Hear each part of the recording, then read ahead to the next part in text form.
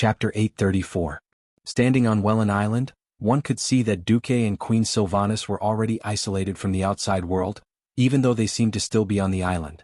The space defense array that originated from the founder of the kingdom, Dethrima Sunstrider, had completely separated Welland Island from the outside world. When Arthas invaded the Well of the Sun, Dethrima's remnant soul had made the most heroic resistance for the survival of the High Elves. Unfortunately, he had failed. Arthas had directly torn apart such a rotten soul that was not even worth subduing. The rest of the things that had not been activated in time were all taken by Duque. Duque thought to himself, these things are the price I have to pay for preserving half of Kuel Salis. The system elf silently recorded the composition of the magic array and analyzed all the possibilities of the array's evolution.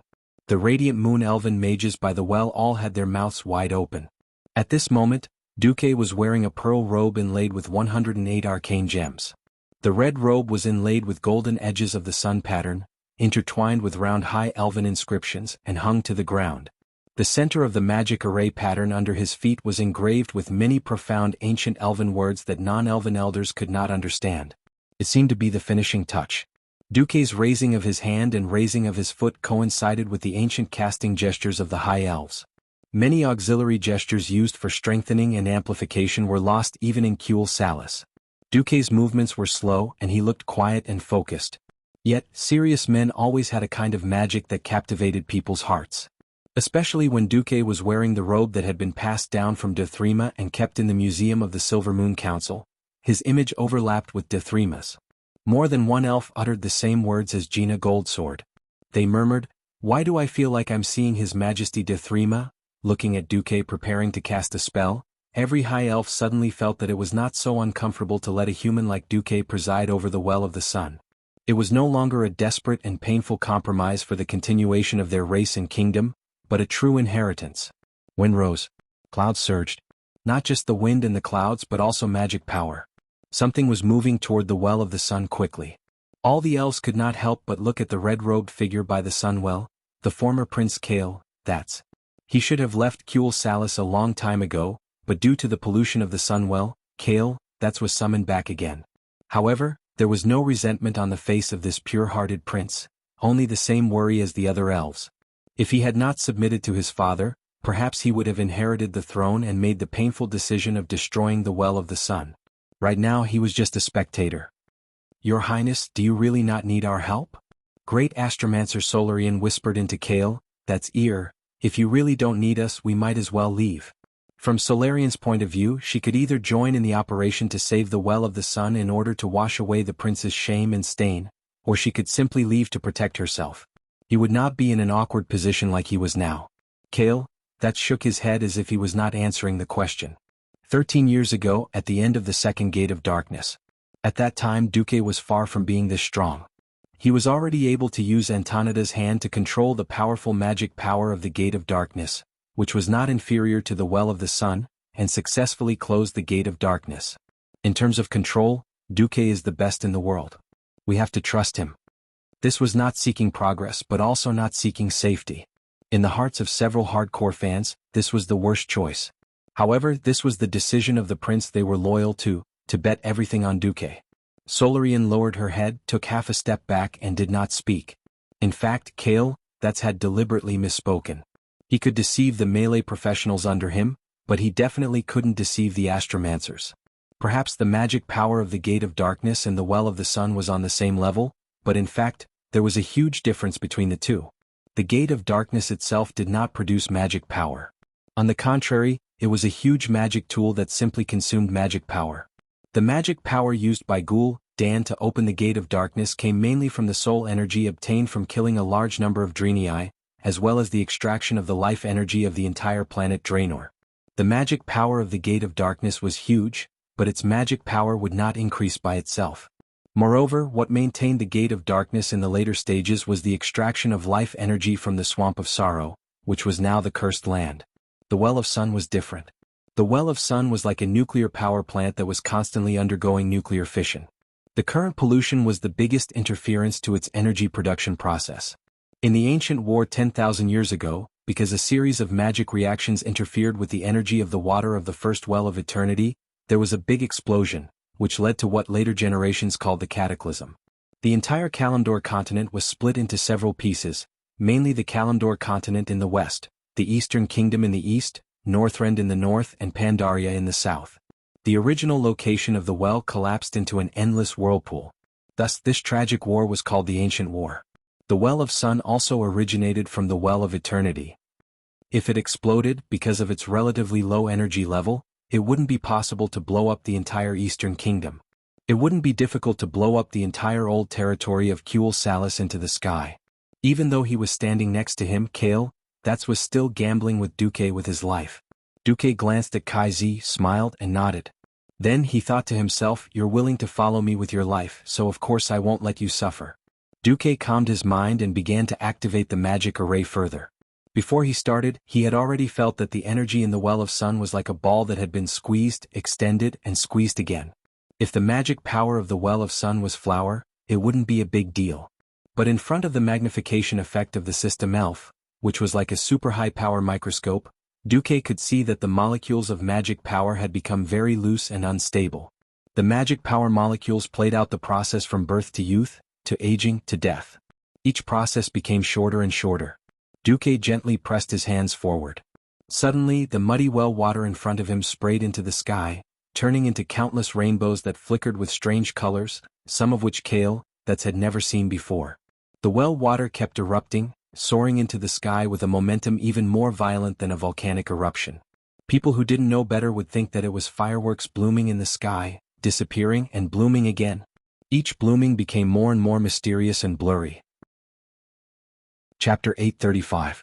Hundreds of miles away, the elves on the beach could see the pillar of light rising into the sky. Looking at the strange black and green rainbows that emitted an ominous aura, the timid elves' legs began to shake incessantly, and their backs were drenched in cold sweat.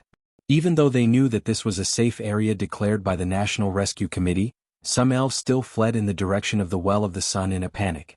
Of course, more elves stared in the direction of the pillar of light with complicated expressions.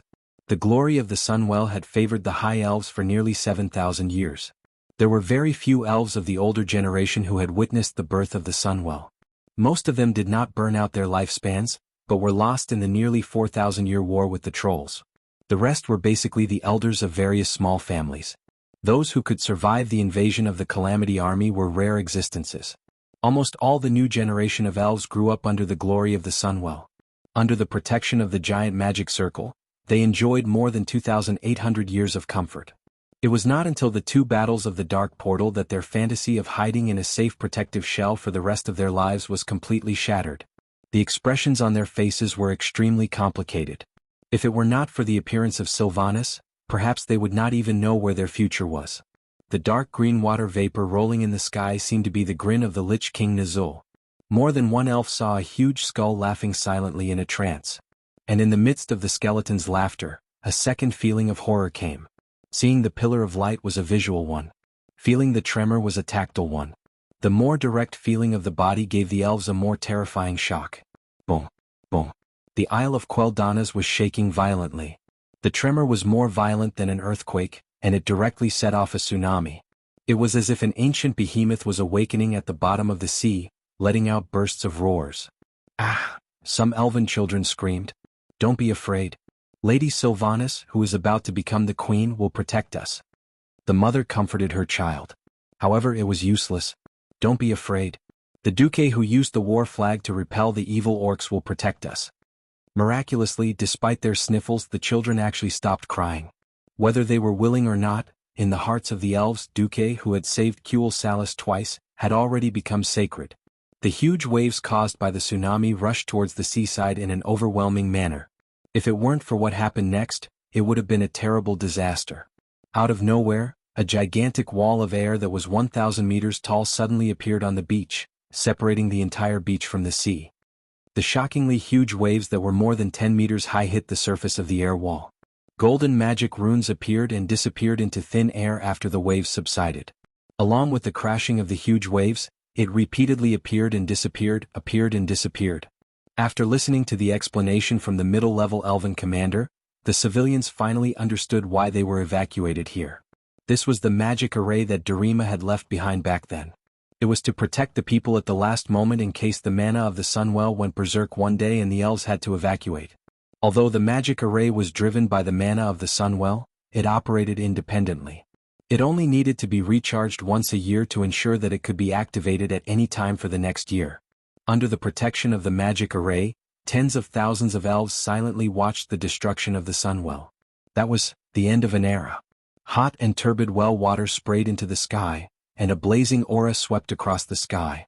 Occasionally birds would fly by, but they would be immediately devoured by the flames, leaving nothing behind. What? The water in the Sunwell, which was more than a kilometer in diameter, was boiling. At first glance, the water in the entire well was flowing counterclockwise, turning into a huge vortex. However, near the island in the well where Duque was, the water in the well surged clockwise under the urging of the magic array. To the surprise of Kale, That's and the other elves, the water in the Sunwell was like two gears of different diameters with the wrong thread, colliding and rubbing against each other at the intersection of the two streams. This is Kale, that's eyes were filled with disbelief. With Duque as the center, the inner circle became brighter and brighter under the high-speed rotation, while the outer circle became more and more turbid and black. At first, everyone thought it was an illusion. Soon, everyone saw a huge contrast between the inner circle and the outer circle, which could be seen clearly with the naked eye. Suddenly, the light of the magic runes on the huge well wall northwest of the Sunwell flickered. After a few breaths, several pieces of the well wall collapsed. A turbid torrent with a diameter of at least 100 meters emitted a deafening sizzling sound and shot out from the gap like lightning. No, it shouldn't be like this. Very abruptly, the will of the Lich King descended again. The image of the white skull in the void was very blurry, but the sharp voice, the common language with a strong orc accent, undoubtedly confirmed his identity. Duque, you actually broke my secret plan? So what? On the island in the well, a huge shadow of Duque stood up. His shadow's face was full of disdain. No, nothing much. Unexpectedly, Nizul's reaction should be, a laugh? I don't like a degraded imitation like the Sunwell. If you want to save it, then save it. But soon you will know what I am going to do. Accompanied by a burst of laughter, the will of the Lich King came quickly and disappeared without a trace. In the eyes of others, Nizul was purely there to watch. Only Duque understood the meaning of Nizul's words. It seemed that, as in history, Archimonde, one of the three giants of the Burning Legion, was about to arrive. What Archimonde was interested in, of course, was not the Sunwell made from a cup of water from the Well of Eternity. At least Nizul was not wrong. Even the current Well of Eternity was an imitation of the original. How could Archimonde be interested in an imitation of an imitation? Fortunately, if the Lich King did not come to make trouble, Duque's chances of dealing with the Sunwell were a little higher. Duque raised his right hand and made a pushing gesture. At the same time, the 100-meter-tall shadow of Duque did the same. For a time, the sewage from the Sunwell began to spin wildly on the seaside of the Isle of Queldanas. Like a whirlpool, everything around it was sucked in. Trees, turf, gravel on the seaside, and even larger pieces of rugged rocks, everything was crushed and then kept stirring in the whirlpool. Gradually, a ball larger than a hill appeared. Chapter 836. Everyone could see that Duque had expelled all the filth from the Sunwell in one go and then made it into a ball. Every elf's face revealed an expression of infinite surprise. None of them had thought that Duque could actually use the magic formation left behind by Darima to successfully expel the pollutants.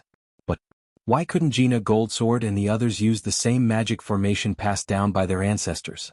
Solarian was forbidden to touch the Sunwell. With this question in mind, she looked at Duque. She suddenly discovered something that shocked her beyond control. Duque was actually modifying Darima's ancient magic formation at the same time. Heavens! Even she, who specialized in the ancient language and was known as the new generation of elven scholars, did not dare to say that she could immediately translate the complicated ancient elven language. Not only did Duque understand it, he even modified it on the spot and made some minor adjustments. It had to be known that Duque was controlling the Sunwell. It wasn't easy to control the normal Sunwell, and with a large amount of pollutants present, the difficulty was more than 100 times higher. Solarian's slender figure trembled incessantly. This was a shock that came from the depths of her soul. Once upon a time, the biggest reason why she was loyal to Prince Kale, that was because she admired the prince's talent in magic. That talent of easily mastering any elven magic was definitely something that only appeared once in 1,000 years. Although Kale, That was stuck at the Breaking Dawn level. This perfection had never been broken until Duque appeared.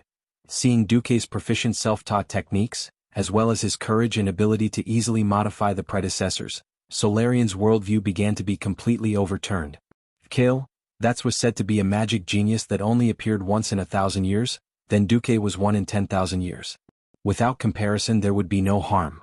They were both geniuses, but Kale, who had spent more than 1,000 years stuck at the Radiant Moon level, could not even compare to Antonidas, who was also known as a genius that only appeared once in 5,000 years, let alone Duque, who had broken through to the Breaking Dawn level before the age of 30. It definitely did not feel good to be surpassed by human geniuses again and again. Unknowingly, tears welled up in Solarian's eyes. In fact, she was not the only one who cried when she saw the collapse of the Sunwell, but her tears were not ordinary tears. No one paid attention to this astromancer's performance. The shadow of Duque's palm seemed to be rubbing a mud ball as he continuously poured the black well water into the mud ball and stirred it. Finally, a super black ball with a diameter of more than 3 kilometers appeared in everyone's sight. From afar, if one ignored its huge size, it might look similar to the dark cuisine in Duque's anime. It was also a terrifying existence that emitted a black aura. Next, more soil flew out from the sea on the island and gathered on the dumpling. Go! Duque stretched out his left index finger, and dozens of glittering magic runes flew out from his finger. They became bigger and bigger until each rune was as big as a carriage and they covered the ball in an instant. A few seconds later, after the diameter of the round ball rose to 5 kilometers, it finally stopped growing, and then suddenly began to roll into the sea. Surprise was written all over Servanaz's face. This is... Duque rolled his eyes at her. Is there a need to ask? It's better for you to die than for me. If his estimation was correct, before the magic power was exhausted, the ball would melt in the ocean currents and finally be absorbed by the huge whirlpool in the middle of the endless sea. If one had to say who would be tricked in the end, it would probably be some race living in the deep sea. For example, the Nagas. The deep-sea Nagas led by Vashj. Or the Naga queen of Azhara, who thought of herself as noble or something like that. Anyway, what Duque was doing now was similar to the nuclear power plant explosion in a certain island country before he transmigrated, which caused all the countries in the Pacific to bleed. But there shouldn't be any races in the alliance of faith at the bottom of the sea, right? Anyway, the elves weren't oceanists. So, cough cough. The immoral Duque pretended not to think about the development of the situation. Well, so what if all the guys outside the alliance died? What does it have to do with me? That was the logic. Of course, in Queen Sylvanie's eyes, Duque was doing all he could to protect her and the Long Song forest that she loved. He risked the huge risk of magic backlash to send the contaminants away. Queen Sylvanie's red lips were like fish in the water, opening and closing. Tears welled up in her eyes, and her entire chest was filled with love. The elves looked at the water level of the Sunwell, which had dropped significantly but had clearly become pure, with ecstatic expressions on their faces.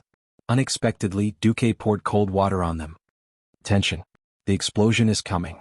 A loud roar scared all the elves nearby. They checked their protective magic arrays repeatedly.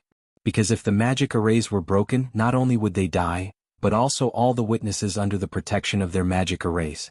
Why would the purified Sunwell explode? There was a simple scientific principle involved here. Explosions usually consisted of 2 parts. One was that there had to be combustibles, and the other was that the narrow space was filled with dust or something. Duque was indeed discharging the contaminants, but the Scourge Army's contamination of the Sunwell was not as simple as solid particle contamination. If it was solid, like in a certain pure water advertisement, it would be solved with 18 layers of filtration. That was the contamination and impurity on the soul level. With the help of the system elves and magic arrays, Duque could indeed separate the uncontaminated well water from the heavily contaminated well water. But the part in between was not so easy to deal with. The simplest method was still to destroy all the well water in that part. But how? Suddenly, all the elves heard a loud roar coming from the ruins of Silvermoon City. A huge water elemental with a filthy aura all over its body stood up. Its body was dark green, and it was filled with a disgusting dark aura. It was extremely huge. Originally, only its head was sticking out of the city wall. As Duque continued to inject the impure Sunwell water into the branch of magical power that led to Silvermoon City, this polluted water elemental rapidly grew in size. In the blink of an eye, it became a super monster over 100 meters tall, and its body was still growing. Duque, what are you doing? Servanaz let out a cry of alarm. Duque smiled lightly. It's a monster that uses pollutants as its core. It will instinctively absorb the pollutants in the well water as nourishment for growth. When it stops growing, it will be the time when all the pollutants are gone. However, we will need to pay a price to destroy it. First, we can't destroy it in the water. Then, destroying it will also require more magic power. Chapter 837. This theory sounded like a paradox. How could an evil creature that had evolved from its essence be destroyed by another power that had changed its essence? In fact, magic power was the origin, just like the sea was the cradle of life. But after evolution, could the various creatures that it had turned into still be the same? The giant polluted water element used the part of the water that was related to the water in the well. Like a magnet, it sucked away all the impurities in the well water that it could absorb. However, its essence was already a water element that was independent of the sun well, not the well water of the sun well. In the beginning, it absorbed the pollutants in the well water like rivers flowing into the ocean. However, with its poor intelligence, it could not understand that the power it absorbed was only a small portion of the remaining water in the sun well. Furthermore, it did not have the ultimate control of this power. After a few dozen breaths, it discovered, sullenly, that the polluted elements it desired would not come by themselves. Creatures instinctively pursued survival, even if it was a water elemental creature. It began to transform its limbs and absorb the pollutants from deeper and closer to the source. Unexpectedly, in the next moment, there was another wave of extremely large amounts of pollutants. This amount was so huge that it had to retract its limbs, or it would immediately burst from the huge amount of pollutants. It greedily and hungrily digested the new wave of pollutants, not realizing at all that the supply of pollutants had stopped, and that an incomparably large amount of pure energy was quickly being transformed into fire elements. The well water of the sun well was essentially liquefied arcane energy. It was like a huge arcane circuit and the foundation of all kinds of elemental magic power. It could indeed be transformed into various types of elemental magic power. However, the well water of the sun well was biased towards the fire element. If the efficiency of the well water turning into frost elements was 1, then the efficiency of turning into fire elements was 10. Otherwise, why would the Sunstrider's entire family play with fire instead of water and frost? This was also a local adaptation.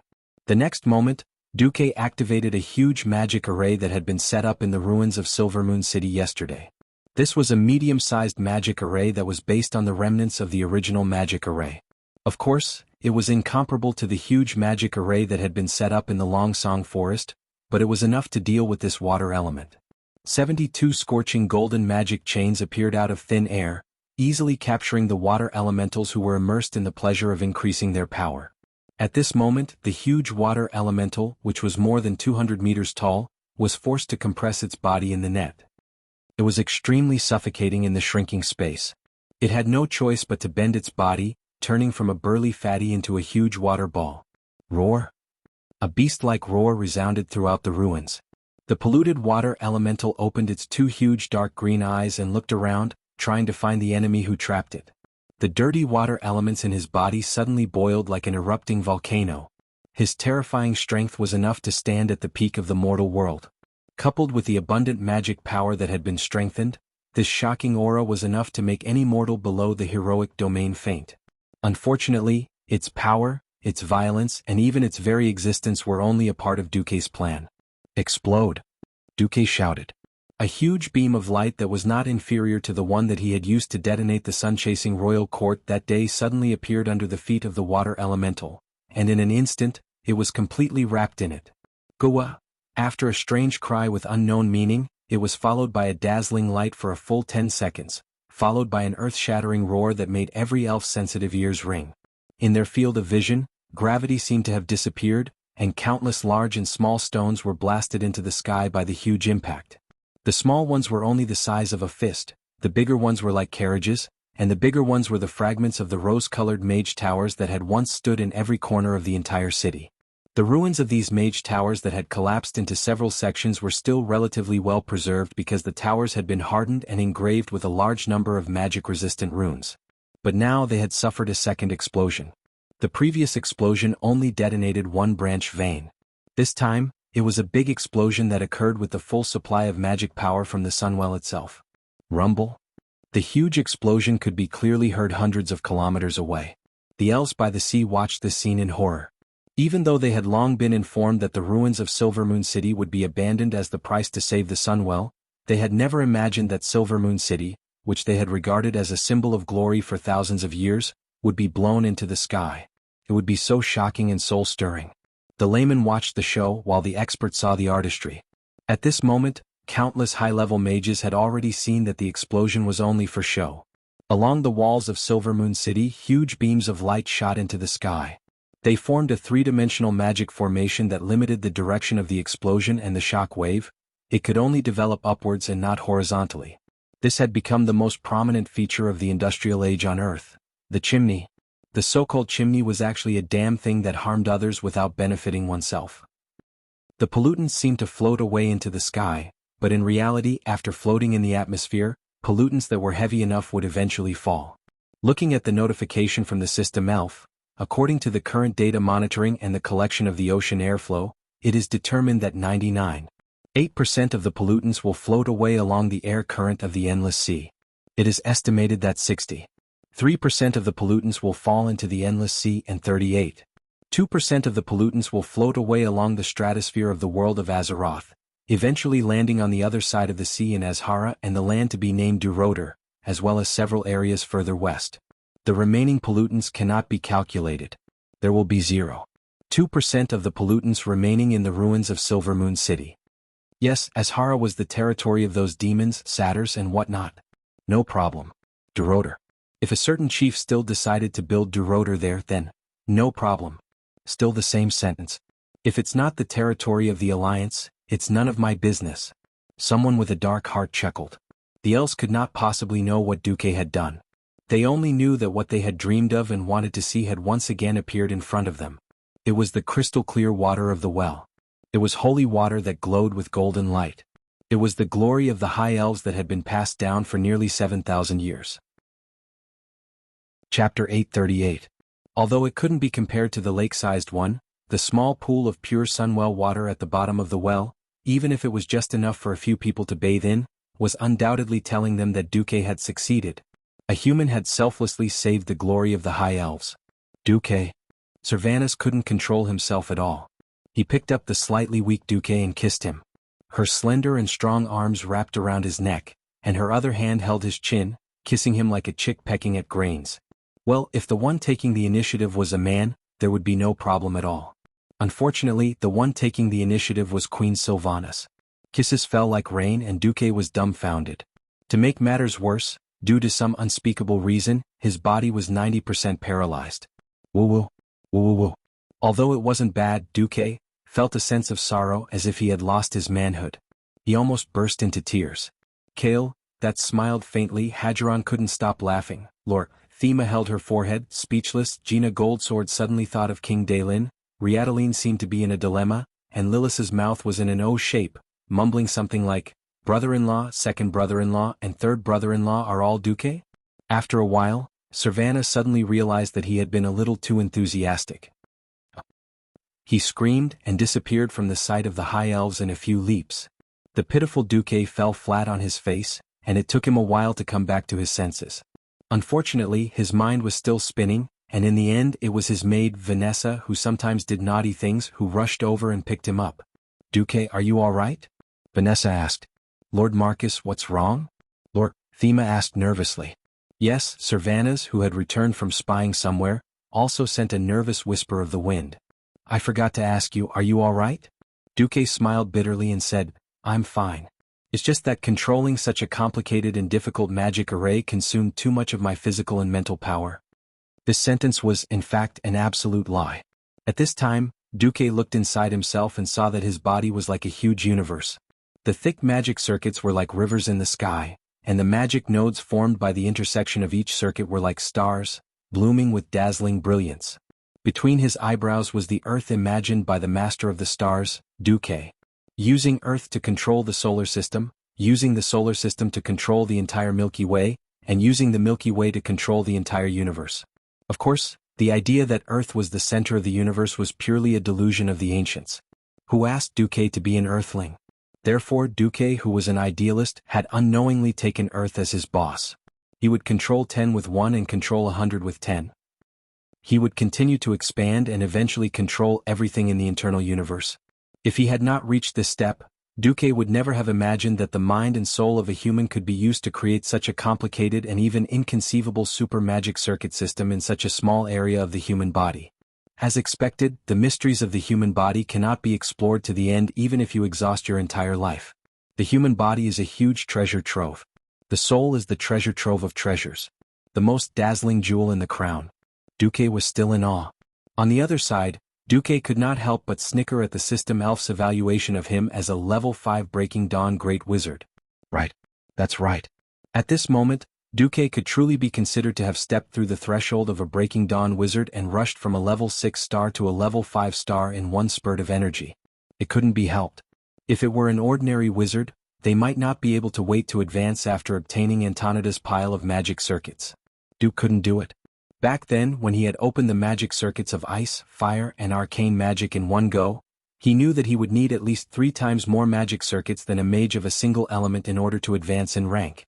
In fact, according to the system elf's calculations, to perfectly advance the 3 evolved magic circuits in the Dragon Slumber Temple, the total amount of mana needed was not 3 times, but 3 to the power of 3. How much was 3 times 3 and then 3 times 3? That was right. That's 27 times the insane amount.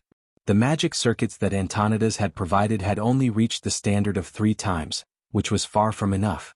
Thus, even though Duque had the aura of an incomparably powerful Breaking Dawn wizard, he was still a radiant moon deep down.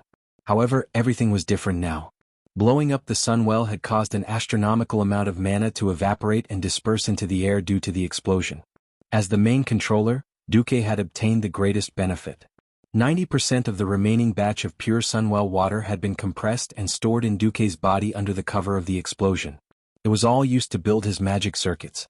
In such a short period of time, Duque's magic circuits had expanded more than 100 times. But because Duque used all the mana to build the magic circuits in his body, it gave others the feeling that Duque had been hollowed out. A bunch of elves shed tears of gratitude for a super thief who had almost scooped up the entire Sunwell. Perhaps this was Duque taking advantage of the situation and still pretending to be innocent? Even best actor Duke had to endure for a long time before he could barely hold back his laughter. Of course, if it weren't for Duque expelling the pollutants, the Sunwell would have exploded. Duque panted heavily. The Sunwell is now purified. Unfortunately, the loss is too great, so it can't be used for the time being. But as long as it's well kept, it should be able to recover 1/10 of its original energy in 100 years.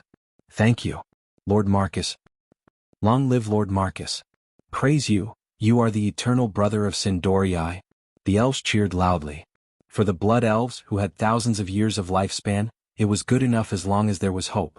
What was a mere 100 years? All of the elves were applauding with all their might, and all of their beautiful faces were glowing and brimming with smiles. The weak Duque waved his hand and left the Sunwell with the help of Vanessa and Sylvanus, who had run out again. After leaving the Sunwell Highlands, Duque suddenly saw Abendis pacing back and forth anxiously at the gate of the Sunwell Highlands. Seeing Duque come out, Abendis was delighted at first, but then he froze. There was a worry on his face that couldn't be dispersed. Duque even saw the muscles on Abendis' face twitching slightly. What's wrong? Just say it. Although I can't fight for now, I'm still the commander of the Alliance. Abendis gritted his teeth. Stratholme is under siege. Chapter 839. What? Duke's brows furrowed tightly. As the commander, he knew that the Alliance and the Scourge army were fighting fiercely near the Sodero River.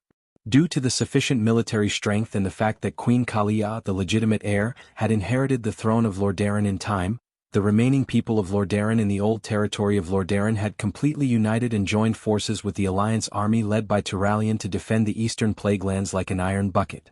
Yesterday, Duque had received reports that the two sides were still in a tug-of-war.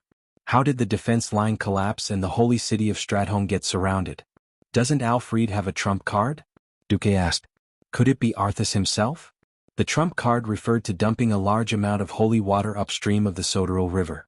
Holy water was harmless to living beings, but to the undying, it was even more toxic than poison.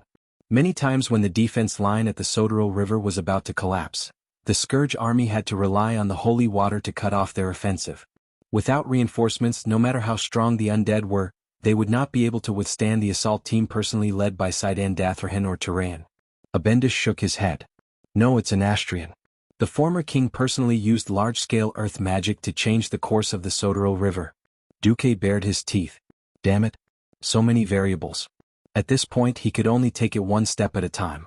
In history, Arthas first settled Lordaeron internally, then went north through Stratholme to destroy Cuel Salis. Then he went south, ignoring the trembling Iron Stove Castle dwarves and the people of Stormwind City. He killed his way to the Blasted Land and summoned Archimonde's shadow at the Dark Portal. Finally he turned around and flattened the Dalagen. In a sense he had turned the entire Eastern Kingdom upside down. When he had no more goals, he returned to Lordaeron to rot, until the news of Archimonde's defeat came. The history that Duque was familiar with could basically be thrown into the endless sea, as it could only be used as a reference and not as an accurate one. They had saved Stratholme, only to be attacked by an Astrian's personal army. It felt like they were in a mess. There were two reasons why Abendis had come looking for Duque.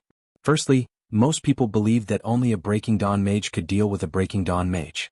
Secondly, the vanguard of the Scarlet Cross had rushed into Stratholme before the main army. If it was purely military reinforcements, it would definitely be a good thing. The more reinforcements there were, the higher the chances of defending the city.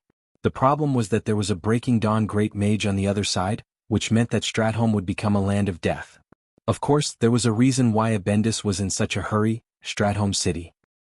The Azeroth human kingdom's economic system was more similar to Earth's medieval Western European feudal society. Basically, it was already amazing for a kingdom to have a decent main city. Most kingdoms only had one main city, which was called a city. The rest were towns or even lower settlements. Lordaeron, once the strongest human kingdom, was an exception.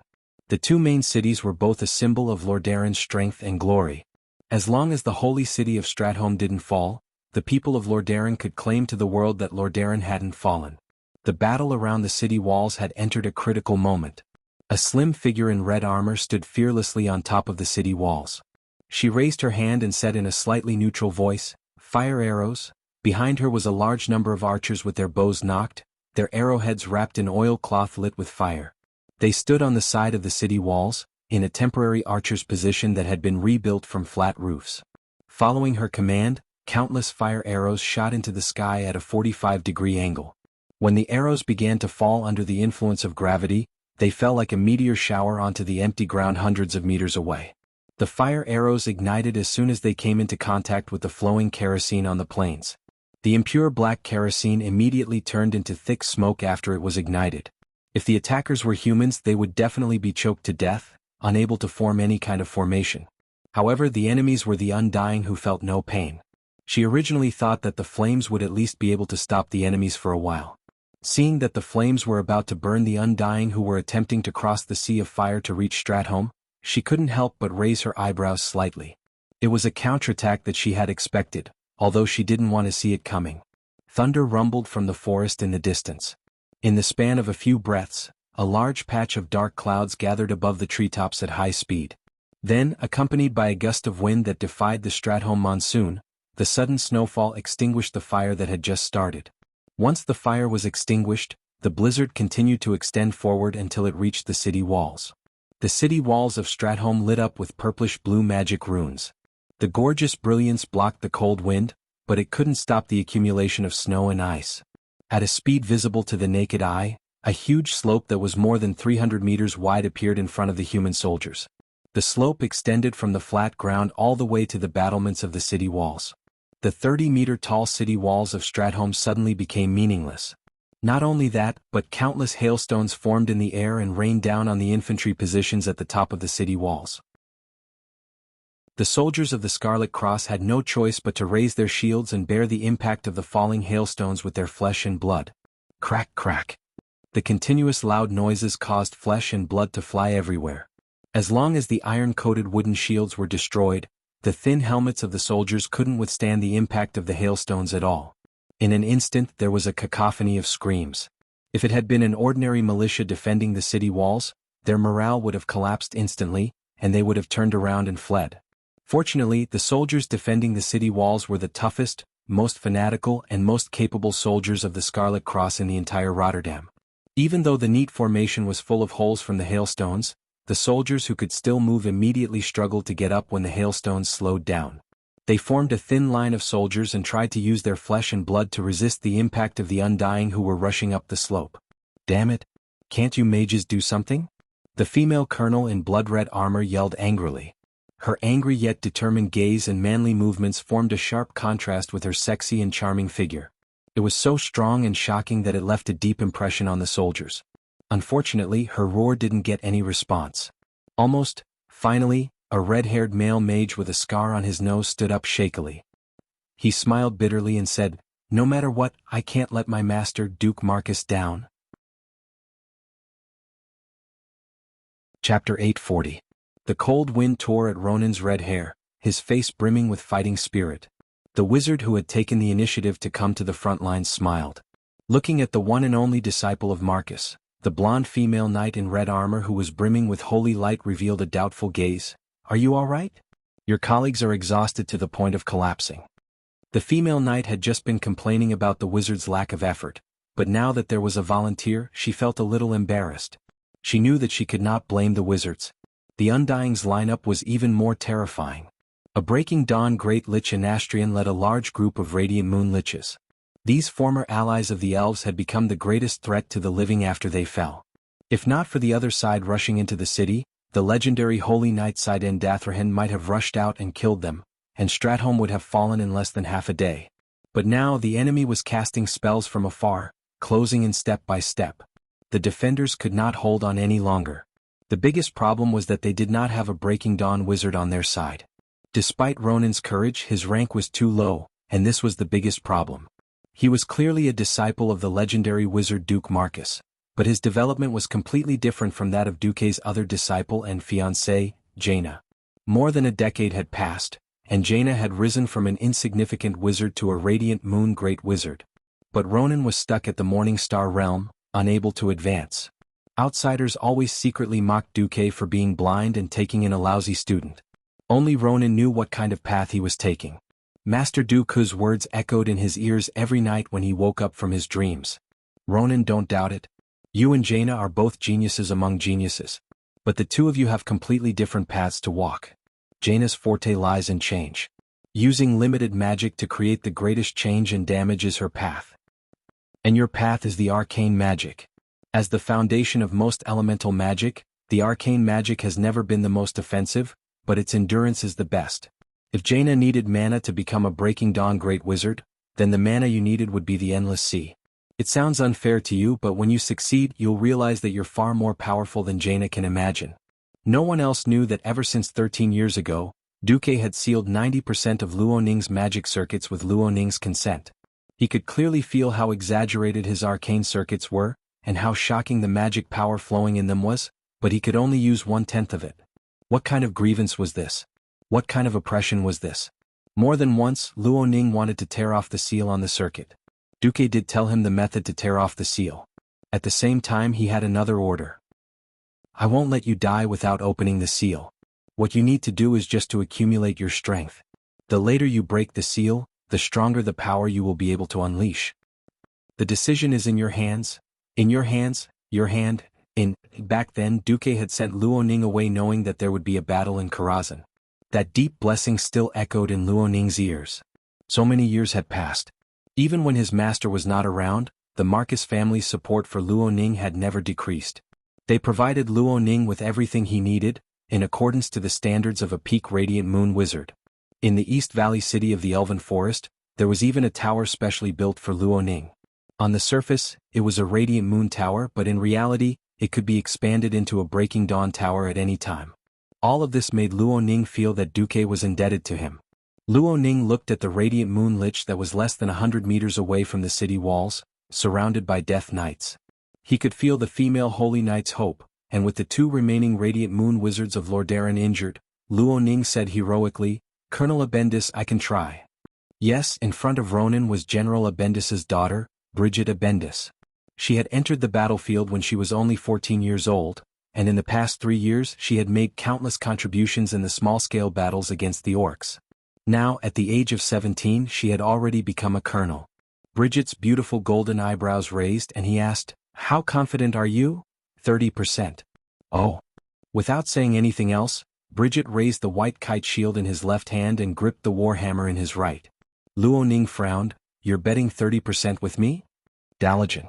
You will never understand the weight of the word Stratholme in the hearts of the people of Lordaeron. Just like how we cannot understand your Dalajan's obsession with magic. This probability is enough for me to bet my life 3 times. Not to mention that you are Uncle Marcus' disciple. 5 times is enough." Bridget laughed out loud. "Is that the dusk of desperation? Is that the darkness of the banners?" Under the leadership of a female knight who could be considered a young lady, less than 100 Scarlet Cross soldiers and a red-haired mage launched a desperate counterattack against the undying army of the Scourge army that was surging towards them. "Leave the Death Knights to me."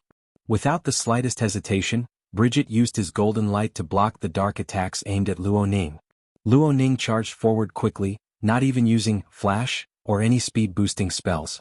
In his eyes, there was only the sneering lich who looked like a high elf from afar. As a lich who had voluntarily turned into a human, the former Silver Moon Counselor had a face that was more resistant to decay than ordinary undead. The power of darkness acted as his cells and continued to activate his muscles. Apart from his pale face and the ferocious skull staff in his hand, he was no different from a high elf mage. Looking at Luo Ning who bravely charged forward, he felt an extraordinary jealousy. It was jealousy towards the living. It was also a way to vent his dissatisfaction towards his own situation. If he could turn Quell the Loss into a nation of the dead after being coerced into becoming an undead and continue to rule over his compatriots, perhaps Shank would feel much better. Unfortunately, everything had taken a turn for the worse with Duke's appearance. They followed the king and betrayed their people, but only received the title of traitor. The one that Arthas trusted the most was Kel Thuzad, who was resurrected by the Sunwell, and not Anastrian, the king of Luo Ning. This made Luo Ning's position even more awkward. Luo Ning, who could command tens of thousands of elves, could only command tens of thousands of stupid human farmers who had turned into undead. This made Luo Ning very unhappy. Chapter 841. He felt that this was a real demotion. However, being able to take down Stratholme, which the damned Lordaeron valued the most, would make His Majesty's position even more secure. He was disdainful of the red-haired human mage who had charged into the fray, until he saw the golden emblem of the Marcus family, Duke Marcus? Him again.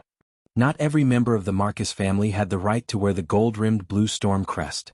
Only the core members had the right to wear it. The middle ones had silver edges and most of them had copper or the more common black iron edges. The lich laughed loudly. "Ha! You must be that useless disciple of the Marcus family, right? The Ronin who couldn't even advance to Radiant Moon after more than 10 years? Trash Ronin seemed to have become a common meme used by the Alliance and the Calamity Army. 13 years ago, Ronin had killed his comrades in the Dalajan and was forcefully taken in as a disciple by Duque. Many young mages were envious of him and regarded him as someone who overestimated his abilities and got lucky. Ronin's face twitched. Immediately after, he saw a rain of shadow arrows. Black bullets of light tore through the snow-white sky, and with a shrill cry of the soul, they announced their arrival to the world. Before the black rain of light could pour down, the Scarlet Cross warriors at the front had already fallen to the ground, clutching their heads in pain from the terrifying sound of their souls. In an instant there were only 2 people left in the charge. One was Bridget, who raised his shield and charged into the encirclement of 5 Death Knights with an unstoppable momentum. The other was a red-haired mage who maintained his spell-casting posture while running at high speed. Countless people panted heavily on the battlements as they stared at this strange duo, a slender yet incomparably violent female holy knight, and a burly yet agile middle-aged mage. Perhaps they had lost their ability to fight due to the hail, or perhaps they did not have the courage to stand up due to fear. Even if they were waiting for the judgment of death, it did not stop them from looking at the final ray of hope that would charge out of this section of the wall. Would it be a deeper despair? Or would it be redemption filled with hope? No one knew what they were feeling at this moment. All they knew was that their gazes had been captured. "I am Ronin, a descendant of the Dalajan mage, inheritor of Duke Marcus." A self-satisfied shout was heard, followed by a seemingly ordinary arcane missile. Arcane missile, the most basic arcane offensive spell. 70% of Earth mages knew how to do it. However, it wasn't that there weren't many people who could play as well as Ronin, it was that there were none. It was just an arcane missile, but the onlookers felt as if they had seen a falling comet. Resplendent, dazzling. It was filled with the shock of tearing apart the heavens and earth. In the blink of an eye, the arcane bullets seemed to have split, and 4 new arcane bullets appeared in 4 directions. Luo Ning had already reached the limit of what a Morning Star wizard could do. The Lich's countenance changed slightly, the spiritual light flickering in his turbid eyes seemed to waver, but he still did not care. Even if a Morning Star wizard gave it his all, he would still only be a Morning Star. The difference in mana density and energy rank was enough for him to ignore Ronin's attack. In theory that was the case. However, in the next moment, something that shocked him so much that his jaw almost fell off happened. 8 lifelike magic hands appeared next to the 5 arcane missiles. This time 8 arcane missiles appeared. If his calculations weren't wrong, these 8 arcane missiles would hit him first even though he was the one who came later. This was definitely not at the level of a Morning Star. As expected, in the next moment Ronin's surging mana appeared along with the 8 magic missiles. 1 step, 2 steps, 3 steps. In just 3 steps, Ronin's aura unreasonably broke through the limits of a Morning Star and charged straight into the Radiant Moon realm. He was not an ordinary Radiant Moon either. The arcane spell radiating from his body flickered like lightning. In this snow-covered battlefield, almost every inch of the snow reflected Ronin's purplish-blue radiance. "This is impossible," the Lich cried out. Since ancient times, there had been cases of wizards advancing in battle. Those were isolated cases, and most wizards who advanced in battle had unstable auras. The sudden increase in mana was not something that a temporarily expanded magic circuit could easily adapt to. Ronin did not have this problem. Not only did he operate his circuit with ease, he seemed to have perfectly inherited his Master Duque's name of 100 Hands. Even more magic hands appeared around him. If the attack formed by the 13 magic missiles already looked like a purplish-blue awl, then after more magic missiles filled up the empty space around it, the range and number of missiles increased, easily surpassing the level of an arcane barrage. It became a terrifying attack that was not inferior to a torrential rain. To the onlookers, Ronin did not seem like a magic attack at all. It was like throwing a Christmas tree made of highly concentrated arcana magic power onto the Lich's face. "No!" the Lich screamed and flashed more than 100 meters away. Who knew that the arcane Christmas tree would accelerate under Ronin's control, drawing an unbelievable arc in the air and exploding the Lich. It looked like Ronin had used his small body to swing a huge blue machete that was more than 40 meters long and ruthlessly slashed at the dodging Lich. Bam! There was a huge explosion, and the Lich was blasted into smithereens without any suspense. Perhaps in the near future he would be resurrected by the Lich King or the fallen Sun King. At least for now he would not be able to cause any trouble to the defenders. Long live Ronin! No one knew who shouted first, but in an instant, deafening cheers sounded from the entire Stratholme West Wall. While the Death Knights were stunned, Bridget used the warrior's signature skill, Shield Bash, and smashed the head of a Death Knight into smithereens. He then smashed the entire right arm of another Death Knight with his hammer and killed his way out of the encirclement, reuniting with Ronin. Hearing the cheers, Bridget smiled and said, "Uncle, well done." Just as Ronin was about to say something, something strange happened. Without any warning, a skinny finger with a shiny golden ring appeared in the air, and a cold light shot out from the finger, piercing through Ronin's 2 magic shields. Under Bridget's astonished gaze, Ronin's shoulder was pierced through, blood spurting out 4 to 5 meters away. The huge impact sent Ronin flying. Chapter 842. Oh, who was it? Who could defeat a wizard who had risen to the peak of the Radiant Moon realm in one move? Everyone already had the answer, but none of them wanted to admit it. A rising human powerhouse had been defeated by an even more powerful and evil existence the moment he reached his new peak. 200 meters away from the city wall was a Lich dressed in luxurious clothes. His red robe with golden edges was a stark contrast to the blizzard, announcing his identity, the fallen Sun King, Anastrian Sunstrider. His words were filled with endless darkness, and his voice spread throughout the battlefield. "Peak of the Radiant Moon realm? What a good seedling. Or should I say that you're worthy of being Duke Marcus's disciple? Ah, that's precisely why I want to destroy you." Anastrian spread his arms wide, his fiery red robes like a huge bleeding heart that stimulated the visual nerves of every living person. Cough cough. Ronin clutched his shoulder, struggling to get up from the ground in pain. He wasn't a wizard who specialized in ice magic, and he didn't have the ice barrier that could block even more powerful spells. The weak survivability of an arcane wizard was completely exposed at this moment. He tried to organize a counterattack, but the intense pain from his shoulder and the chaotic feedback from his magical circuits made him realize that he was in a hopeless predicament. This was the first time he had unsealed himself and displayed his power in front of the world. A veteran-breaking dawn was indeed an existence that surpassed the imagination of mortals. Anastrian ignored Ronan's reaction and continued, "Duque. What a hateful name." He placed the shackles of the alliance around the necks of the high elves, turning the noble elves into slaves to fulfill his ambitions. Then he took away my only child Kale, that's Duque. His sins are so grave that even extracting his soul and burning it with soul fire for 10,000 years won't be enough to quell the hatred in my heart. Mana so vast that it almost froze the air in the surroundings, rippling in a radius of several hundred meters. That terrifying mana was enough to make any mage feel despair. Just sensing it would make breathing difficult, not to mention fighting it.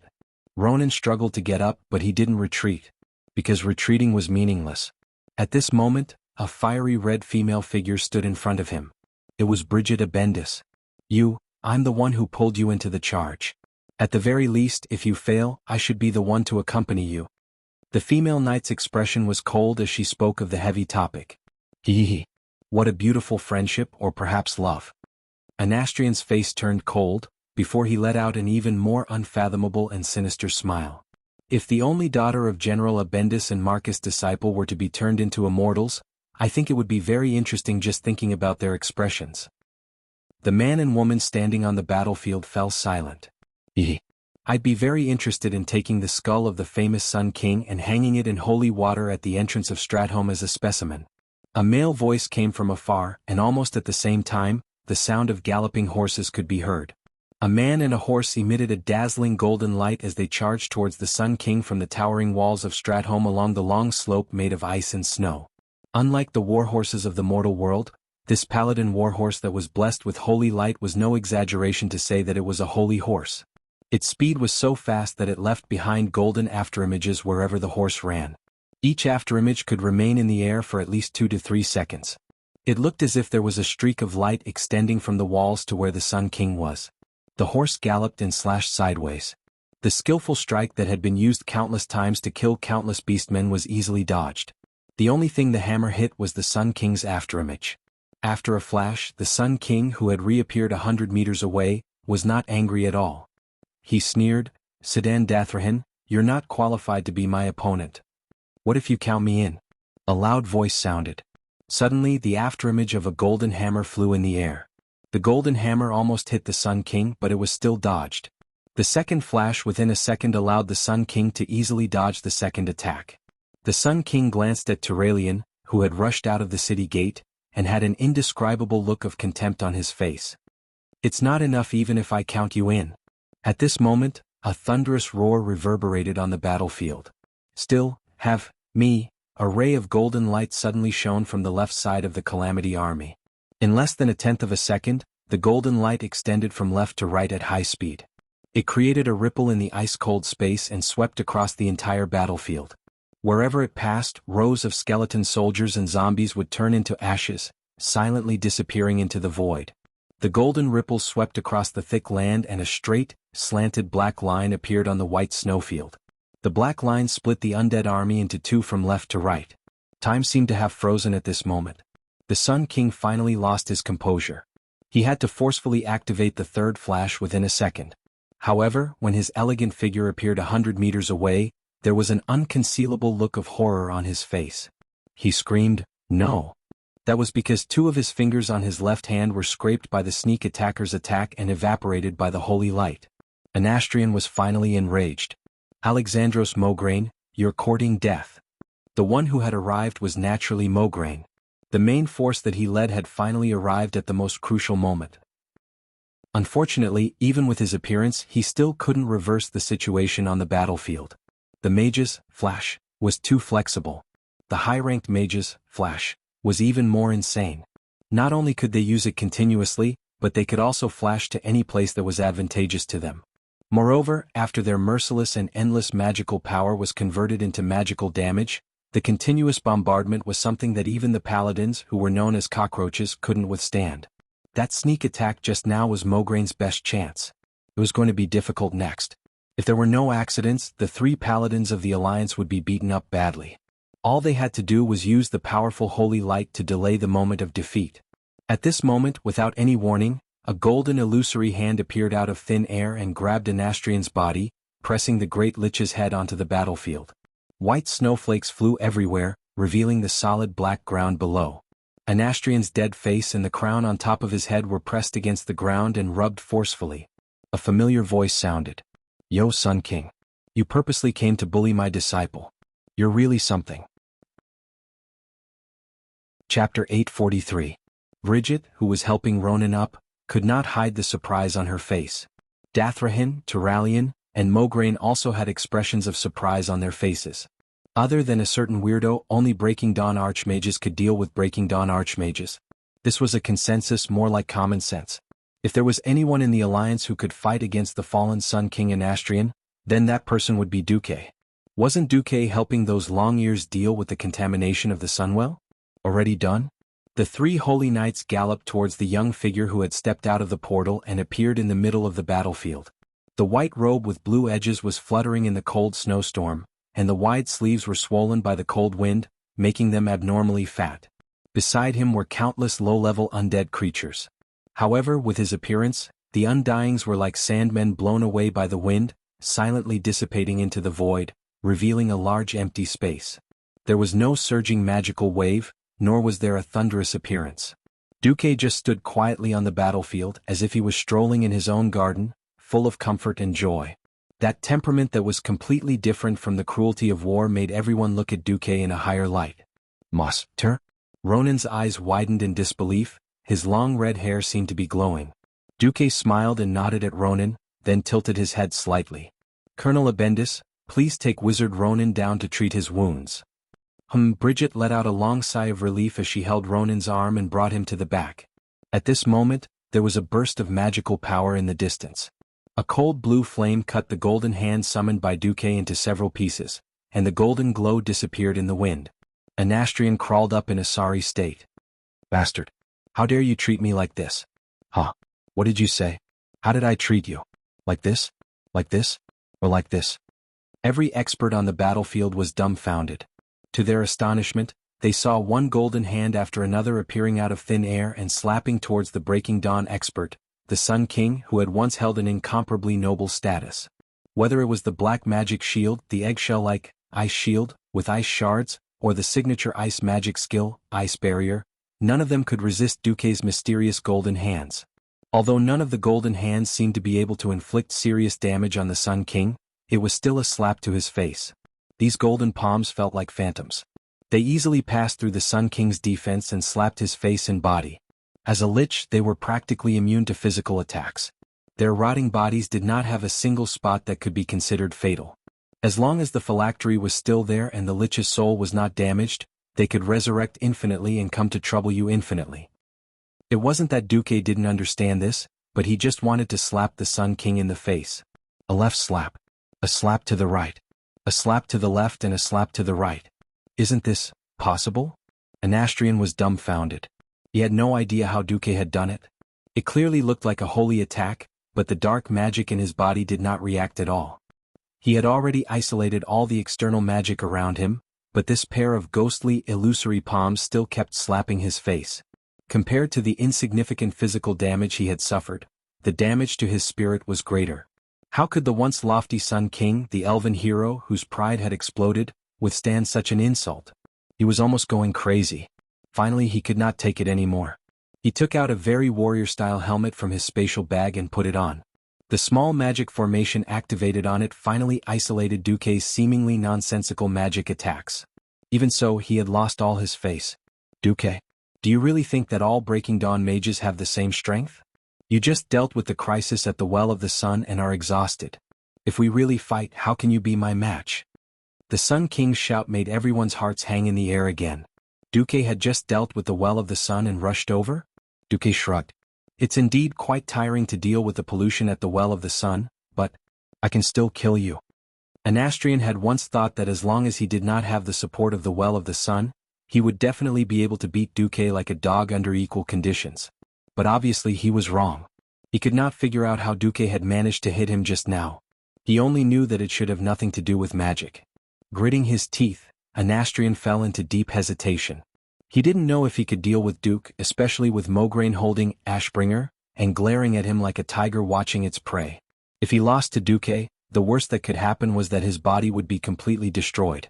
Losing his original body was not fatal for a great lich, but it would not be fun at all if he was hit by the terrifying Ashbringer. Just now, the soles of the 2 fingers on his hand had disappeared simply by being scratched by the sword light from Ashbringer. They had disappeared forever. This proved that Ashbringer, as mentioned in the Doomsday Army's report on the Isle of Quel'Danas, had the special effect of destroying evil souls. The Sun King stared at Duque. He really could not tell what was going on with Duque. Simply by sensing the elemental aura that was overflowing from Duque, he was definitely much more depressed than the last time he saw Duque. However, from his spiritual world vision, he could see that Duque's soul aura was more than twice as vigorous as last time. It was basically impossible for a mage of the same level to see through the operation of the other's magic circuit. They could only judge the general situation of the other party from the aura. The Sun King could not see anything, but he was sure that Duque's circuit was in a very ideal state at the moment. There was no circuit damage at all. In other words, Duque could normally produce a large amount of magic power in his body. Gritting his teeth, the Sun King made a decision. At this moment he had no chance of winning against Duque and Mograine. After a cold snort, the Sun King's figure began to become blurry. At first, his silhouette could still be recognized, but later, it was as if his entire body was separated by a curtain of water. In just 2 seconds, the Sun King's figure completely disappeared into the air.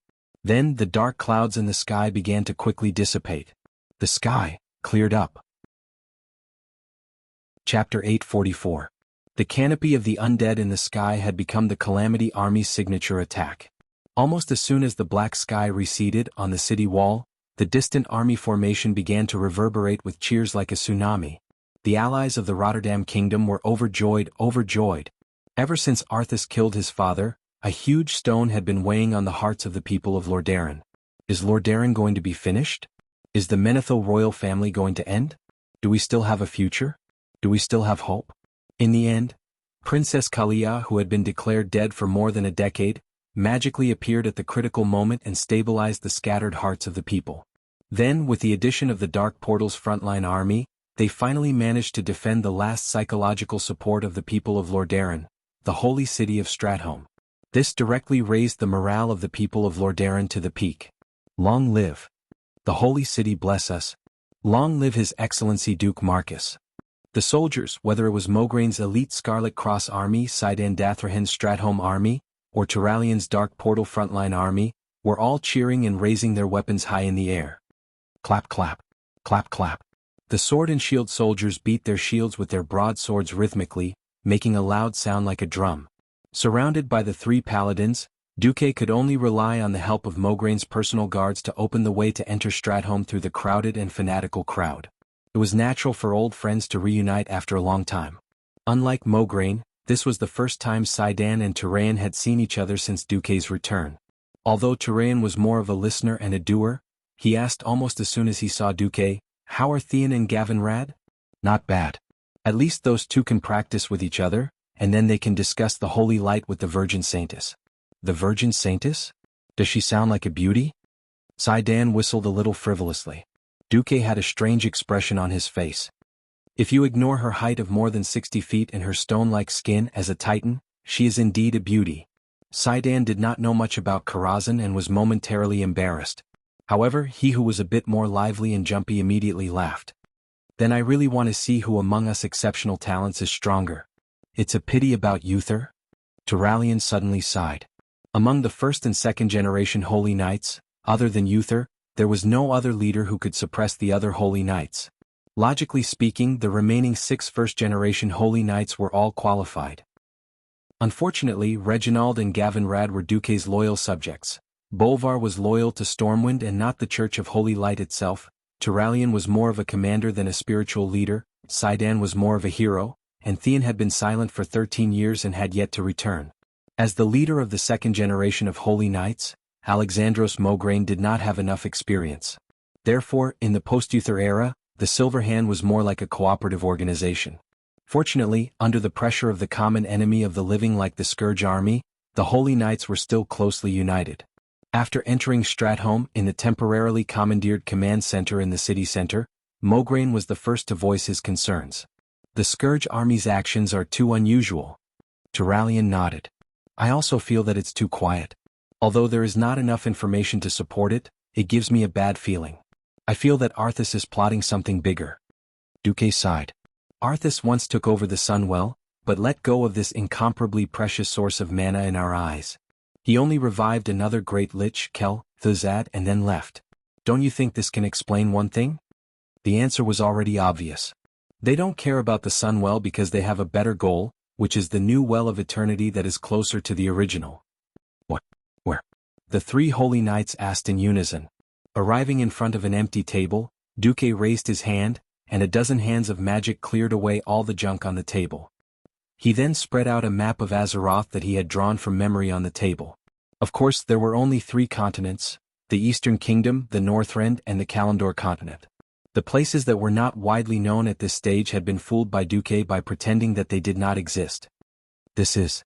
The breathing of the generals quickened. The drawing of every map was a huge amount of work. Moreover, it could be misled by old maps, the weather, and all kinds of magical accidents that caused the drawing of the map to be very inaccurate. No one knew the importance of an accurate map better than these generals who had been leading troops all year round. Now, this big map that Duque had made based on his memory in the game was 4 meters by 4 meters in size. Although the making of the map was very characteristic of the game in this era, even the military maps only had rough black lines. Compared to Duque's map, which had specific places, regional boundaries, and major monsters, it was simply a national treasure. This was not a joke. If it wasn't for the fact that the Alliance had been fighting as a whole for the last 10 years, the specific topographic maps of each country would still be hidden in the military headquarters of each country. Duque pointed to the place in his memory on the map. I don't know what the Scourge Army is going to do. But if those bones want to go to the Well of Eternity, then they have to at least find a way to cross the endless sea to reach Azhara, then break through the powerful Night Elves' defense circle and finally reach Mount Hyjal. The World Tree Nordrassil. Thinking of the most powerful world tree of this era, Duque couldn't help but feel a little dazed. All right. The stage and script were ready. When would the actors come on stage? At this moment in the Dalajan city, Arthas walked in the ruins of the city.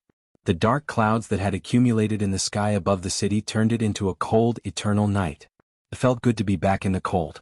The elven kingdom of Eversummer was filled with the fragrance of flowers and vitality, making him feel uncomfortable. It always reminded him of the Lordaeron Palace garden that he used to play with Jaina when he was young, and of the goldfish in Barnell's farm. Now he liked this place even more. The ruins played out decadence, death, and despair. The cold wind cleansed him, and the cold suppressed those memories. The emotions brought by the memories no longer had any benefits to him. It only brought weakness, and in Arthas Menethil's heart, there was no room for weakness. Suddenly Kel Thuzad came. He bowed with his bony body. Everything is ready. Chapter 845. On the deserted main road of the Dalajan city, Arthas was riding on his loyal mount as usual, his beloved horse, Invincible, which had now become an undead warhorse. In Kuel Salis he had an unpleasant experience. That B***-starred Darima was not content even in death. Instead of attacking him, he despicably attacked Invincible, using the high temperature of the Sunwell to cut off one of its legs. This made him spend a lot of effort to refine the leg bone of the other undead warhorse with the power of darkness, and then connect it to Invincible. When Invincible was still alive, it died from a fatal injury caused by a broken leg. This made Arthas very unwilling to think back to that terrible moment many years ago. It was a very bad feeling. However, in the battle with the previous Elven King, the icy rage that was aroused by this matter was very helpful in defeating his opponent and successfully resurrecting Kel Thuzad. The arrival of Kel Thuzad made Arthas even more interested. Looking at him floating in front of him from the Sunwell to Lordaeron City, and then to the Dalajan, the Lich seemed very quiet along the way.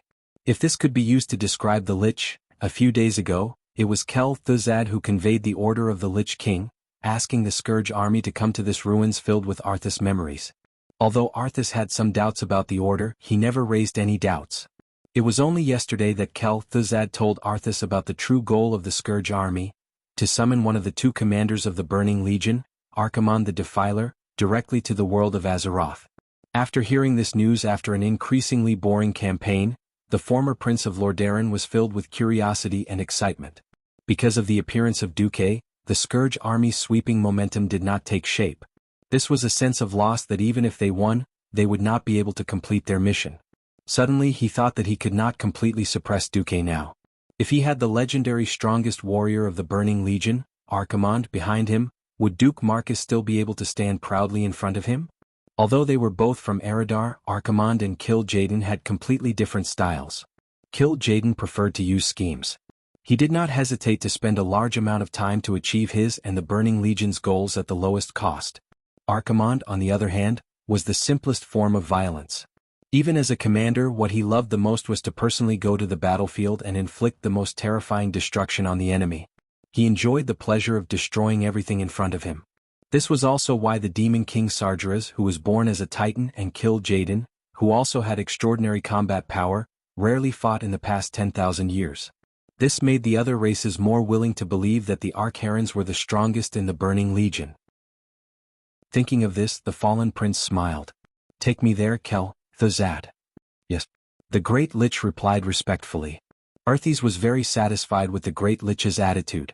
Even though the Scourge army had at most 3 Breaking Dawn Great Liches, he still found Kel-Thuzad the most pleasing to the eye. Antonidas lacked the self-awareness of being a lich. Anastrian still hadn't given up on the arrogance of a former king. This fallen elven king wasn't used to being a servant. In fact, Arthas sometimes wondered if being under the command of the Lich King Nazul was a kind of injustice. The Lich King's power was so strong and Frostmourne was constantly subtly influencing Arthas' will. This made the fallen prince never think too much in this aspect. Suddenly a thought came to Arthas' mind. "Yes," he said mockingly. "You don't hold a grudge against me for killing you? Don't be silly." The Great Lich, who had become an undead, replied. "His Majesty the Lich King had already told me what the outcome of our meeting would be." Arthas looked very surprised. "His Majesty knew that I would kill you?" He frowned and glanced at the sword on his knees. It was sleeping quietly, not whispering, and the runes on it did not flash with power. Of course. There was a hint of superiority in Kel-Thuzad's hollow voice. "Long before the Scourge army launched the Wrath of Heaven, he chose you as his warrior." Arthas was a little uncomfortable. It was the displeasure of being fooled. No one had ever asked or revealed his fate. If he had known earlier, would he have happily accepted his fall? No. He believed this without a doubt. Arthas never liked to be manipulated, but he understood that since he was destined to become a terrible weapon, he could only adapt. The fall was complete. Life was gone. Whether it was his father's, or his master's. If it wasn't for the massacre in the orphanage, maybe he would still be with Uther, his father, and even Jaina. Unfortunately, everything was just an unrealistic fantasy. Since the moment he pulled out Frostmourne, his fate was already irreversible. He could only walk down the dark path step by step. The seemingly endless road soon came to an end. It was a huge altar that was rebuilt from the central square of the Dalajan. According to Kel-Thuzad, this blood altar was inlaid with skulls and countless corpses. It had the same function as the dark portal in the Cursed Land. "Why don't we attack the dark portal directly?" Arthas frowned. The Great Lich was silent for a moment and finally replied, "The dark portal used to be a very good choice. But not anymore. The Marcus family spent 10 years to completely fortify the entire Swamp of Sorrow and the Watchtower area in the northern part of the Cursed Land. And all the ground near the stronghold has been treated with holy magic. We can't resurrect anyone who died there into Scourge soldiers." The Great Lich said a lot, but Arthas didn't listen to the end. In just a few moments, Arthas felt the malice of fate for the second time. His intuition seemed to be telling him that Duque had once again blocked in front of him, and it was the kind of block that foresaw everything in advance. "Tisk." He spat harshly. It was a cruel ritual that was completed with the sacrifice of 10,000 living people. As the ritual progressed, in the final stage, Arthas could see with his own eyes that the fog rising next to the altar began to change from a stinky red to a strange green. The green fog continued to spin. Then Arthas found that he could already see the shape of a giant. It was not an ordinary giant, but very, very big. Archimonde's size was beyond all his imagination. Chapter 846. For a person to look up at an existence that was 10 stories tall was already looking up. If this number was multiplied by 3, it would be close to 100 meters, 30 stories. Moreover, it was a living creature. Any ordinary person would only feel a terrifying sense of oppression, as if a mountain was falling on them. Archimonde was really huge. But in the next moment, This giant's body seemed to have been whipped by some mysterious force, and it began to shrink rapidly. What's going on? Arthas couldn't help but cry out. Damn it, it's very likely that the protection circle of the world of Azeroth is working. Kel, Thuzad immediately replied, when the Titans of the Pantheon left Azeroth, they left behind 5 dragon aspects and a circle that targeted Titans and other particularly powerful existences. This is why our Supreme Master, His Majesty Sargeras, has been unable to come here for the past 10,000 years. Why couldn't the Demon King directly enter this world, and instead possess the Guardian Medivh 15 years ago? Why did the Great Lich secretly bring a bottle of polluted concentrated Sunwell water when he resurrected Kel, Thuzad? After the Great Lich's quick explanation, Arthas finally understood the general situation. Everything was caused by the magic circle left behind by the Creator Titan. If the demon commander of the Burning Legion wanted to enter, either the dragon aspects were almost all destroyed, and the power of the magic circle would naturally be weakened, or he could use powerful magic to drive an intergalactic portal, and at the same time, master the password to pass through the magic circle. And that password was the Book of Medivh. Kel, Thuzad spat fiercely, this is a little troublesome. It seems that the Book of Medivh we got isn't complete. Damn Antonidas, he actually left behind an incomplete password. That's another story. After Medivh resurrected, he once visited the Dalajan and warned Antonidas about the invasion of the Scourge Legion. Antonidas did not listen. Instead, he asked the Medivh for the Medivh's book. The reason was that since the Medivh was going to retire, there was no need for him to keep such an important thing. Medivh originally wanted to leave it for Duque, but unfortunately, Duque was trapped in the Karazhan Void at that time. After thinking about it, he agreed.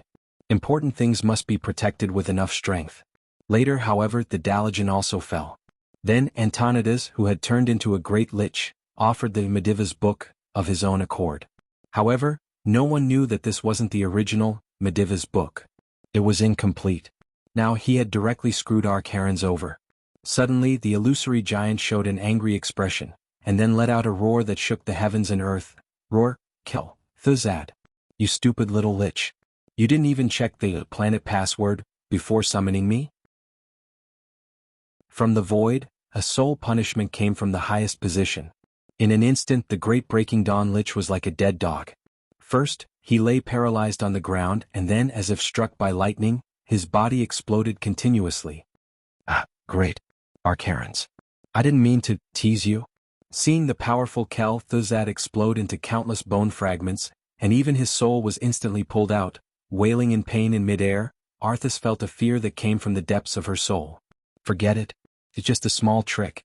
Even though they were separated by the endless void, Archaron still used his powerful soul ability to search the Great Lich's soul completely. Then his anger subsided a little. The illusory giant opened its arms as if it was tearing something apart. After a few continuous roars, the void in front of the altar seemed to be torn apart by a huge force.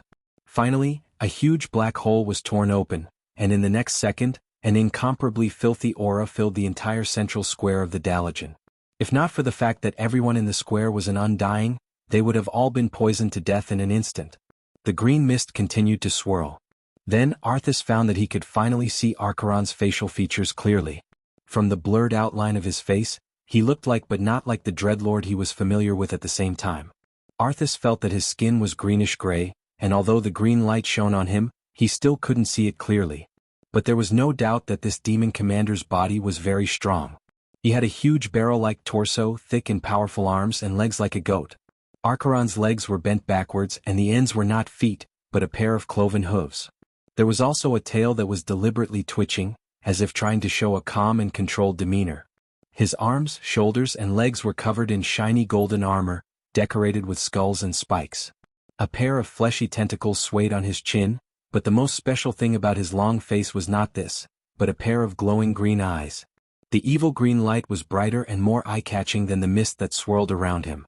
Archaron's physical body finally entered this world, and his body was much larger than when he was at his smallest. Unfortunately, it was still only half of his original height, about 16 stories or about 50 meters. Ah, Azeroth. 10,000 years. The humiliation that the Burning Legion had suffered for 10,000 years had been unbearable. But this humiliation is about to end. Because I am coming. Archaron's voice was deep and loud, shaking the entire Dalajan ruins. At first, Arthas felt that his bones were cracking, and it was some kind of auditory hallucination. Then he saw the pillars that kept shaking in the surrounding ruins, and the buildings that started to collapse. He finally realized that it was not an auditory hallucination. Even if he didn't want to admit it, he had to recognize that the demon in front of him, even if it was obviously weakened, was still far stronger than he could imagine. Arthas' neck unconsciously bent down, even if it was filled with intense shame and anger. Ignoring the fallen prince, Archaron's waved his hand again, and the great lich that had just been torn into pieces was perfectly pieced back together. Kel, Thuzad pays his respects to you. The great lich lowered his horned head. He was completely prostrated on the ground, not caring that his head had knocked into an unknown green pollutant. Great Archaron's, praise your mighty power. Praise your mighty power, you used your supreme power to forcefully open up the passage to this world. I hope that our next wholehearted service can slightly make up for the mistakes we have made. Archaron's waved his hand. Forget it. I can retain 50% of my power, which is already much better than the worst-case scenario I had imagined. This is enough. Chapter 847. Archimonde's words made Arthas and Kel, Thuzad secretly heave a sigh of relief. If it was kill Jaden, it would definitely be a very severe punishment. Archimonde glanced at the two little bugs in his eyes and did not pay much attention to them. After all, even if they were pawns, they were still Kill Jaden's pawns. Since they were pawns he borrowed from Kill Jaden, it would not be good to break them. Archimonde spat out a mouthful of turbid air from his two huge nostrils and said nonchalantly, "It doesn't matter. Even if it's only half of my strength, it's enough. In this world I am invincible." Ha! His wild laughter once again caused the entire Dalagen to shake. Many elite cave demons were suddenly sucked into the ground and squeezed to death in the cracks caused by the rupture of the ground. Archimonde was venting his joy and madness. In the midst of his laughter, the evil green light began to spread out endlessly. The earth trembled. Beside the kneeling Arthas, invincible, anxiously turned around and raised its front hooves, as if trying to avoid touching the ground as much as possible. Arthas tilted his head slightly and looked at the city of mages from the corner of his eyes. Once upon a time, those towers were the most beautiful at this time of the day. They shone brilliantly in the darkening dusk, magnificent and magnificent. But just as he was immersed in his memories, a deep explosion suddenly sounded. The tallest and most beautiful tower in the city suddenly collapsed. That was Antonida's mage tower. Originally, as a great lich who joined the Scourge army, his mage tower was allowed to be preserved. But as Antonida's soul was destroyed in Quell, the loss, this mage tower became an ownerless object. It seemed that, like its master, it could not escape the fate of destruction. At this moment, its spire was slowly but inevitably tumbling down, and the whole tower seemed to be crushed by an invisible giant's hand. One had to know that this was not Archimonde's deliberate attack. This was just the shockwave caused by the ripples of his power. The rest of the city quickly collapsed and turned into dust. The sound of destruction rumbled in Arthas' ears, causing him to be shocked, but he didn't dare to raise his head. He had once commanded the Scourge army to single-handedly destroy Silvermoon City. However, he had fought the Dalagen twice, and the second time he had only taken down the Dalagen with the help of Antonidas, the biggest spy. The scene in front of him, it was so easy, just a flick of a finger. Destroying Kuel Salis was a hard-fought victory. If he hadn't destroyed Silvermoon City and revived Kel Thuzad, it would have been a complete failure because in the end he didn't even face the Alliance army led by Duque. But now, it seemed like Archimonde could easily destroy any magnificent human city, and he didn't even need to be there personally. The disparity in strength was simply too great. Following Archimonde's maniacal laughter, Arthas' most elite Scourge army was also finished. 500 Death Knights, 800 Liches, over 10,000 elite skeleton warriors and some elite ghouls. There were countless cannon fodder. Only God knew how many would be left in the end. This scene made Arthas' heart ache a little, but he didn't dare to show it. "Alright. As long as you're happy, Master's colleague." Kill Jaden loved to settle scores after the fall, making people feel like they were better off dead than alive. Archimonde was the other extreme. He was completely single-minded, and as long as he ignored it on the spot, then it would be fine. Just as Archimonde was laughing wildly, there was a small interlude. Antonida's mage tower, which was supposed to be in a state of destruction, seemed to have triggered some kind of defense mechanism, and it actually attacked on its own. The bright arcane light attracted the attention of most of the strong people in the city almost immediately. Lightning. Flash. The lightning that split the sky was so sudden that many of the strong people only managed to react and subconsciously cast a defensive spell on themselves before the attack arrived. Who would have thought that the target of the Mage Tower's attack was not any of them, but the demon commander Archimonde? Archimond's response caused Arthas and Kel'Thuzad's eyes to widen. His response was no response at all. That was an all-out attack that gathered an unknown amount of Breaking Dawn Mage Tower's mana. Even Arthas didn't dare to take that terrifying amount of mana head-on. However, after the huge explosion, Archimonde tilted his head and didn't seem to be affected at all. Not to mention damage, there wasn't even a black mark on his abdominal muscles that had been hit. Although he knew that low-level mysterious power would definitely be dispelled by top-level mysterious power, the difference was so huge that it was simply unimaginable. Attacking the Burning Legion's commander? If it was Kill Jaden, perhaps there would be chaos, and he would want to chase after the possible culprit, or perhaps tear down the Mage Tower 3 more times. The arrogant Archimonde didn't care at all. Instead he turned his head. Tichondrius. With a call, the Dreadlord Tichondrius figure suddenly appeared in a black fog. He knelt down on one knee and saluted Archimonde. "Respected sir, are you calling me?" Kill Jaden said that the Scourge Legion will be handed over to you Dreadlords. With that, Archimonde didn't spare Arthas another glance. He seemed to sense his target and then began to take huge strides towards his target. If he didn't guess wrong, Archimonde's target should be the World Tree on Mount Hyjal, Nordrassil. Only the World Tree. Only the Well of Eternity next to the World Tree could attract the attention of a super great demon like him. Important people had important people's goals. Small people had small people's thoughts. Kel'Thuzad's body seemed to tremble. Arthas understood why. For the Burning Legion, he spent more than 10 years in Azeroth, accumulated his strength in one fell swoop, and finally succeeded in summoning Archimonde's Lich King. Nizul was ruthlessly abandoned the moment he succeeded. Perhaps in the eyes of the mortals of Azeroth, Nizul was an incomparably terrifying Lich King. However, in the eyes of the Burning Legion's commander, Nizul was perhaps just an unimportant chess piece. Arthas pondered over Archimonde and Tichondrius, thoughtfully touching his chin. On his knee, Frostmourne coldly glowed. Almost at the same time. In Stratholme, Duque let out a scream. His face was ashen and he couldn't control his emotions at all. F***CK. A Breaking Dawn attack. It actually didn't work? Then what's the point of me cultivating so hard? Chapter 848. The final blow of Antonida's Wizard Tower was naturally Duque's doing. If Duque could control the Wizard Tower once, he could control it a second time.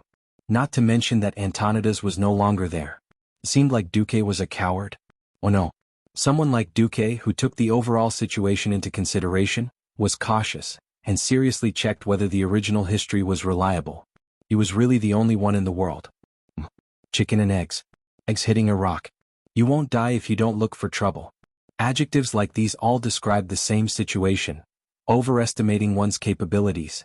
Duque never thought that this kind of thing would actually happen to him and the Alliance one day. Immune to magic. Invulnerable.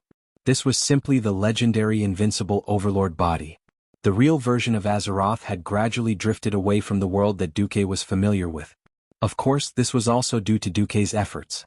However, the system could not determine how much the world matched. Duque, who was already deeply rooted in this world, still had to muddle along. If he did not kill Archimonde and let him kill the World Tree, once the Burning Legion succeeded, his days would be over. What to do? This was a very challenging thing. The original Archimonde had looked for trouble by climbing the World Tree, and then was killed by the collective self-destruction of the Night Elf version of the Elf Pet. Elves were ancient souls living in the Kalimdor forest. Legend had it that they were actually the souls of the dead Night Elves. Elves and Night Elves lived in harmony and served the ancient trees. They could turn into various trees and grow into living buildings. For Duque, the most amazing thing about the Elves was their self-destruction skill. Miraculously, ordinary people were immune to the self-destruction of the Elves. Only professionals who had mastered magic and summoned creatures would be injured by the self-destruction. The self-destruction would consume the mage's magic power, which was commonly known as mana burning. As for summoned creatures, it would cause a huge amount of damage. According to history, Archimonde was clearly defined as a summoned creature. Calling it a summoned creature was a bit inaccurate. To be more precise, it should be a soul or creature that did not belong to this world. However, the damage from the fairy's self-destruction was also limited. before heavily injuring Archaeans, the little sprite, who had no attack power and slow movement speed, would just be sending herself to her death. Only when Archimonde was on his last breath would the little elf be able to send him on his last journey by self-detonating. Alright. The problem was back to square one. For example, Archimonde was a huge, invulnerable super demon with sky-high physical defense. How could they beat him half to death? Duque didn't just have a toothache. His eyes hurt. My ears hurt. His heart ached.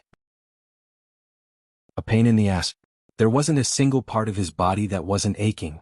A headache was a headache, but as a qualified commander, Duke still announced the important news of Archeron's arrival at the first possible moment.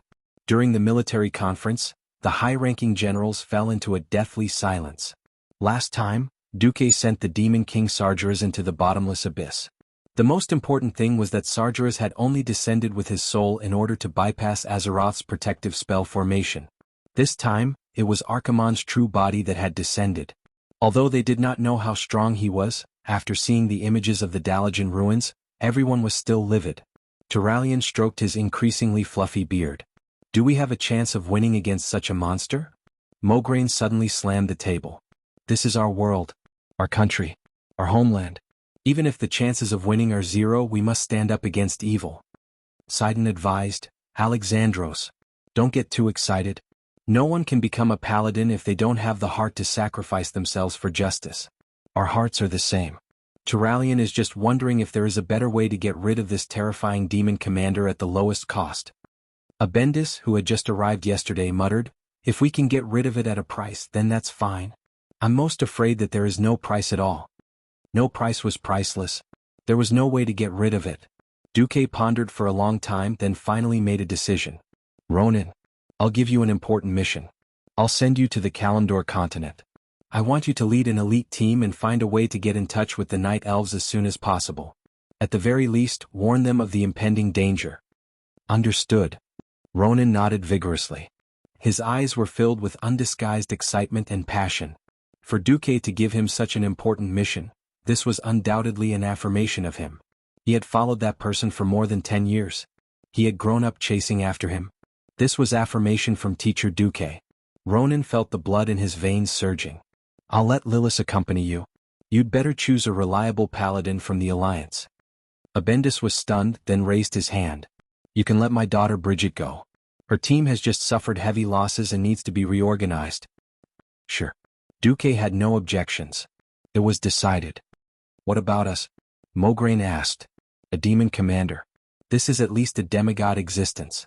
This is far beyond what the Alliance can handle. I'll think of a way to contact the Dragon Slumber Shrine. But before that, I hope that everyone can spread out to avoid being completely wiped out.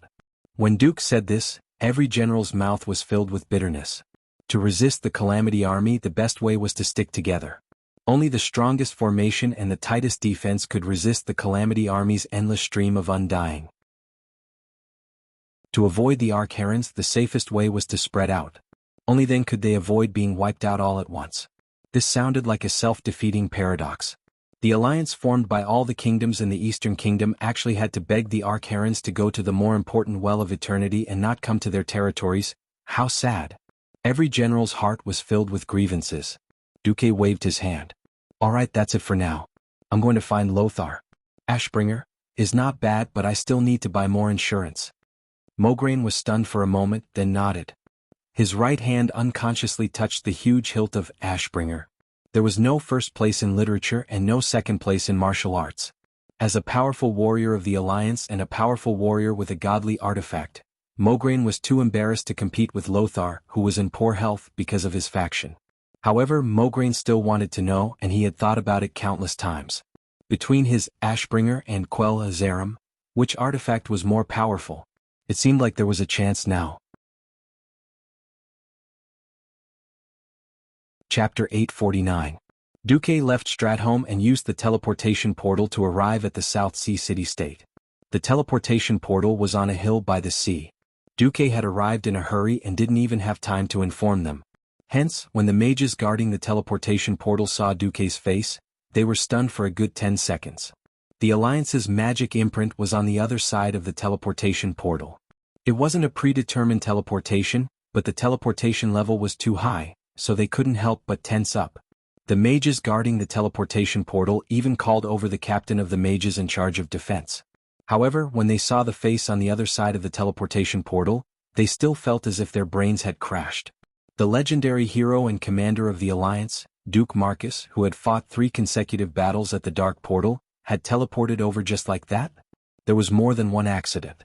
Near the teleportation portal, a young man dressed like an ordinary knight apprentice suddenly revealed a surprised expression. Uncle Duque? This time even Duque's mouth turned into an O shape. He cried out involuntarily, "William?" Yes. He was William Rin, who had been respectfully called King Hua by countless players before Duque's transmigration. When Duke had gone missing, William had only been a 12-year-old kid.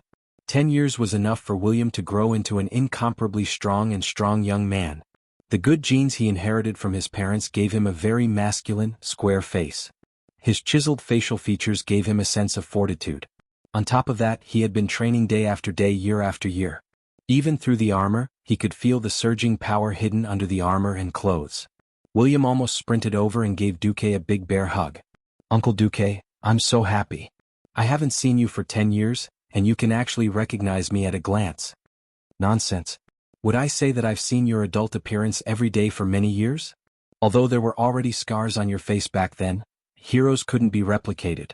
Although one could be trained in martial arts and impart all kinds of knowledge, one thing couldn't be repeated was experience. The current Varian was far from the Varian who had gone through so many trials and tribulations and matured. Duque could tell at a glance that he was strong, but that was only in terms of his body.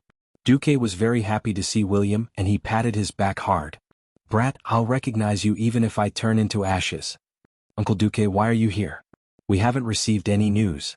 "I was going to ask you the same thing. You're the king of Stormwind, and yet you've come to the front lines dressed like this. What is this?" William's face fell. It was only then that he realized that he had secretly come here on a boat without Lothar's knowledge. Little did he expect that before he even saw the Calamity Troop, he was too excited to see Duque. Duque smiled.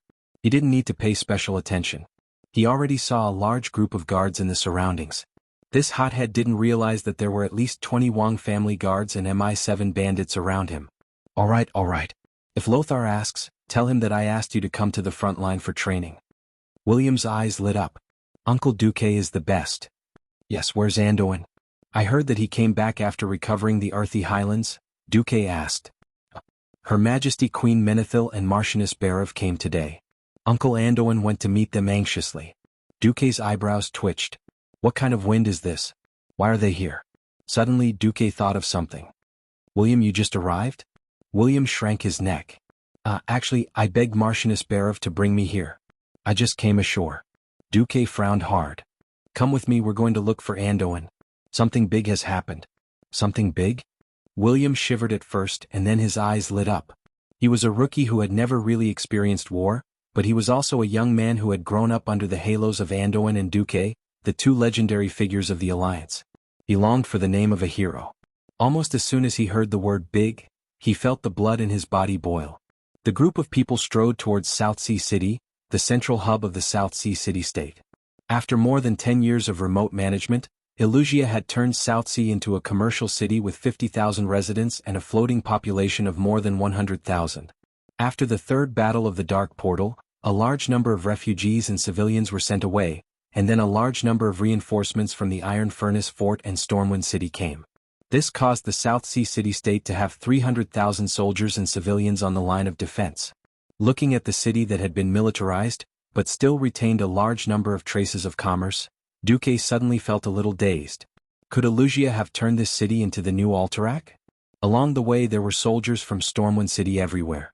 They had long heard of Duque's return, but this was the first time they saw Duque in person after Duque's return. The rookie recruits were shocked to see their commanding officers and their commanding officers' faces filled with surprise. They immediately put down what they were doing and saluted the group of people in the middle of the road. Then, almost subconsciously, they followed. "That's Lord Duke Marcus?" "Yes. The Lord Marcus who saved millions of people in Stormwind City." "Yes, Valentine's Day was also invented by him.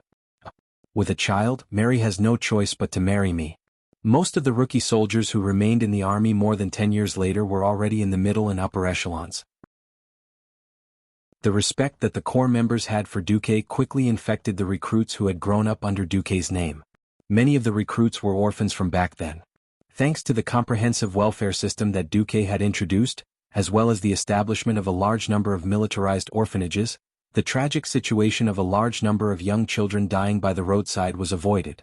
When they found out that the person leading the group of people in the middle of the road was Duque, many of the recruits couldn't help but burst into tears. William looked at all this in shock. He secretly clenched his fists and told himself that he would become a great hero like Duque in the future. He would become the one respected by the people. As if sensing William's thoughts, Duque stopped in his tracks, turned around and smiled. "William? Don't worry, you can do it too. You have the potential. I believe that you will be greater than your father, than Anduin, and even than me." Yes. William subconsciously stood at attention. He puffed out his chest and sucked in his stomach. Perhaps in his previous life, he was the almighty king who led the alliance. But in this life he was still a young man who needed encouragement and guidance. After arriving at the majestic military fortress of the South Sea City, Duque was immediately led in by 3 knights after reporting. After pushing open the heavy door, Duque saw 3 familiar faces with pleasant surprise. "You're tuning in to the Han Lee's Wuxia Chronicles YouTube channel. We're so grateful for your support, and don't forget to subscribe to join us on this incredible journey through captivating stories. Your generosity through donations truly makes a world of difference, as it's the primary source of revenue that allows me to expand and enhance this channel for you. Thank you from the bottom of my heart for being a part of this adventure."